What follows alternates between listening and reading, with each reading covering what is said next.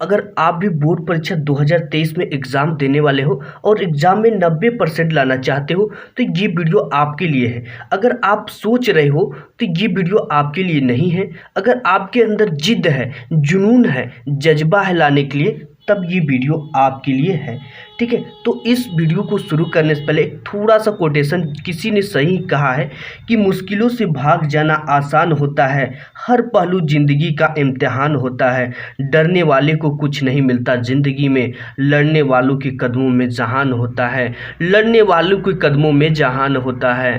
अगर आप class 10th और 12th में हो तो ये वीडियो आपके लिए है। ठीक है, तो देखो अरुणिमा सिन्हा जो कि बिना पैर के एवरेस्ट पर जा सकती हैं, नरेंद्र दामोदर दास मोदी चाय वाले देश के प्रधानमंत्री बन सकते हैं, तो बोर्ड परीक्षा 2023 के टॉपर आप क्यों नहीं बन सकते हो। टॉपिक को शुरू करने से पहले कुछ इंपॉर्टेंट चीज़ें बात कर लेते हैं। देखो, नथिंग इज इम्पॉसिबल, कोई भी चीज़ इम्पॉसिबल नहीं है, केवल आपको करने की ज़रूरत है। ठीक है, क्योंकि ये इम्पॉसिबल खुद कहता है कि आई एम पॉसिबल, यानी कि मैं पॉसिबल हूँ। आप अपने अंदर की ज्वाला को जगाओ और अपनी ताकत को पहचानो। आपके अंदर वो ताकत है, वो जज्बा है, वो जुनून है कि जो आप कर सकते हो। बट आप यहाँ पे अभी तैयार तो हो, तुम कर सकते हो, लेकिन अभी शुरू ही नहीं किए हो। अरे यार, अपने लिए नहीं तो वो माता पिता के लिए जो आपको जन्म दिए हैं और आप पे बहुत सारे उम्मीद जताए हुए हैं और दिनों रात मेहनत कर कर आपके लिए पैसे इकट्ठे करते हैं, आपको पढ़ाते हैं, उनके लिए एक पल सोचो, तब समझ में आएगा कि मैं कुछ मेहनत नहीं करता और वो माँ बाप कौन है जो कि इतना मेहनत कर कर मुझे पढ़ने के लिए पैसा दे रहा है, लिखने के लिए पैसा दे रहा है। ठीक है, तो यहाँ पे देखो, जो हो गया उसे सोचा नहीं करते, जो मिल गया उसे खोया नहीं करते, सफलता भी उन्हें हासिल होती जो वक्त और हालात पे रोया नहीं करते हैं।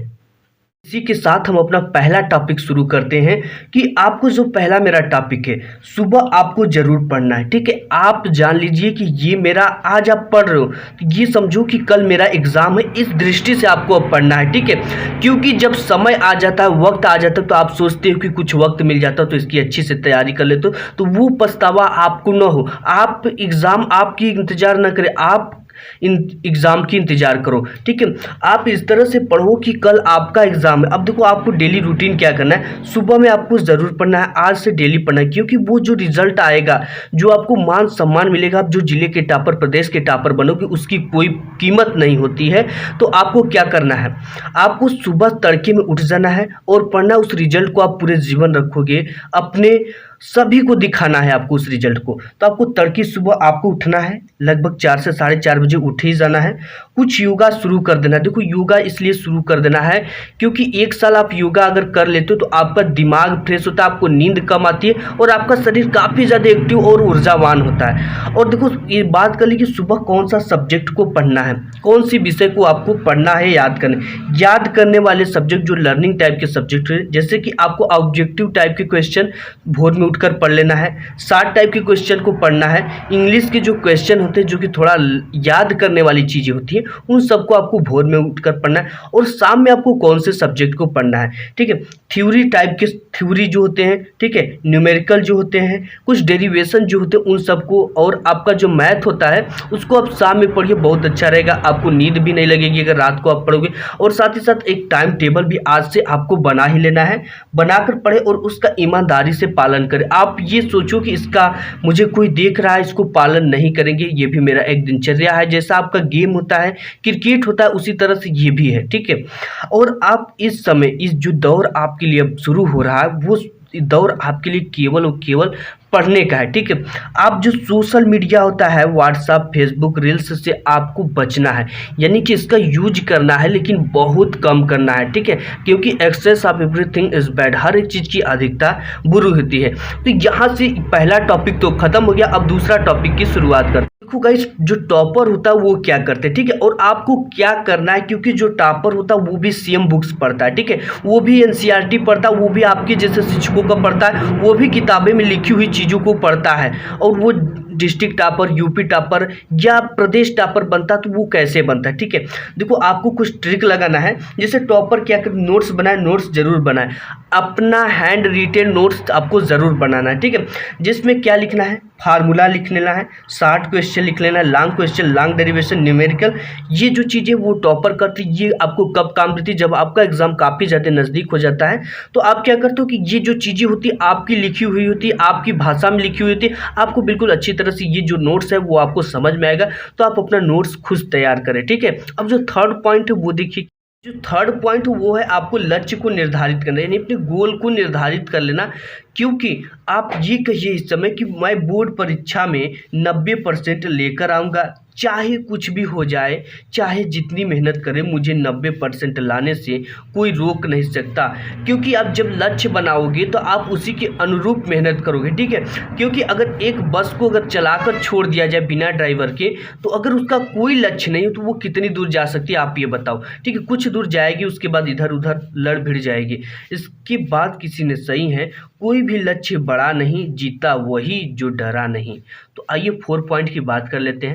देखिए, पढ़ने के साथ साथ आपको एक क्वेश्चन बैंक भी अगर कहीं से मिल जाए तो वो भी ले लो, अगर उसका मॉडल पेपर भी मिल जाए तो वो भी ले लो। ठीक है, इससे आपको क्या होगा कि आपको चीज़ें पता चलेंगी कि कौन सा क्वेश्चन इंपॉर्टेंट है, कौन सा चैप्टर इंपॉर्टेंट है, किस चैप्टर से किस तरह के प्रश्न पूछे जाते हैं और किसका कितना आंसर लिखना होता है, और ये सब चीज़ें आपको जो होती आइडिया मिलेगा। ठीक है, क्योंकि अगर इन आइडिया को आप जानते रहोगे तो आपको बाद में कोई भी प्रॉब्लम नहीं होगी। आप सब चीज़ जानते रहोगे कि ये चैप्टर से इतना क्वेश्चन आता है, ये क्वेश्चन बहुत ज़्यादा इंपॉर्टेंट, जो क्वेश्चन इंपॉर्टेंट लगे आपको बुक में उसे हाइलाइटर से हाईलाइट कर लेना है, जिससे कि वो चीज़ें दिमाग में घर कर जाती है। ठीक है, तो इस चीज़ को आपको तैयार कर लेना है, ये सब चीज़ें आपको तैयार कर लेना, चीज़ें याद कर लेनी है। ठीक है, चित्र भी बना बना कर पढ़ना है। तो इन सब चीज़ों को महत्वपूर्ण जो क्वेश्चन उनको टिक लगा लेना है। इसके साथ आपको ये चीज़ें समझ में आएंगी कि जब समय था तो समझदारी नहीं। ठीक है, ये चीज़ों को आपको पछतावा ना करना पड़े कि मुझे समय था तो समझदारी नहीं,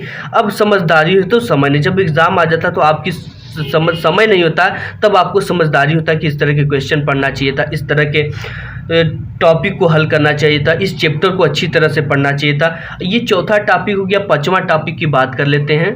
देखिए, जो आपका पांचवा टॉपिक है वो क्या है, लिख लिख कर याद करने की कोशिश करना। देखो, आपका यहाँ पे कौन सा अप्रैल, मई और जून 3 महीना तो आप समझो निकल गया। आपके पास टोटल 7 महीना यानी जनवरी तक का टाइम है, और उस जनवरी तक में आपको मेहनत कर कर पूरी बुक को पढ़ लेना है। ठीक है, ये 3 महीनों की बात मैं नहीं कर रहा हूँ, ये जो 7 महीने आपको इसमें अपना जलवा को दिखाना है। देखो, आपकी ये कोशिश होनी चाहिए कि जो भी आप याद कर रहे हो उसे लिख लिख कर याद करना। इससे क्या होता है कि एग्ज़ाम टाइम तक आपको वो चीज़ें याद रहती हैं, और साथ ही साथ अगर नहीं भी याद रहती है तो कुछ भी याद होता है कीवर्ड, तो आप एग्ज़ाम में उससे लिख पाते हो। ठीक है, ये जब चीज़ें आपको फ़ायदा होगा कि और ये चीज़ें जो है लंबी समय तक याद रहेंगी।